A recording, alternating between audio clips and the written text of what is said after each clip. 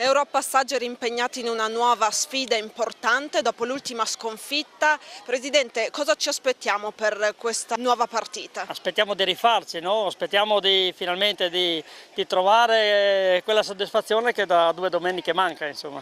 Quindi pensiamo di fare bene, ci siamo preparati per far bene e contiamo di fare bene. Come sono gli avversari stavolta? Gli avversari di quest'anno sono tutti temibili, non c'è una squadra che si possa dire boh, qui andiamo tranquilli. Loro sono importanti dal punto di vista della battuta e credo che con il Monte se la cavano anche abbastanza bene, no? 4 vittorie non sono un caso, quindi dobbiamo stare attenti e mettersela tutta. Serie A è una nuova sfida per voi, vi state abituando a giocare con anche team così importanti?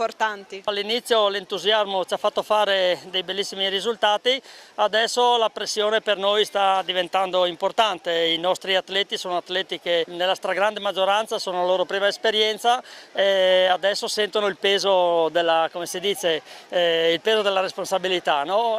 Io spero che piano piano l'abitudine a questa categoria arrivi e possiamo fare meglio di quello che stiamo facendo nelle ultime domeniche. C'è un elemento sul quale puntate in particolare in questo momento? Un nuovo acquisto? No, la squadra diciamo così è, così rimane fino alla fine del campionato, ma dobbiamo prendere atto che alcuni elementi, soprattutto sul Monte, parlo di De Fazio in particolare, ma anche di Cecotti, ci stanno regalando quelle soddisfazioni che ci aspettavamo, quindi contiamo molto su di loro, contiamo sulle loro prestazioni.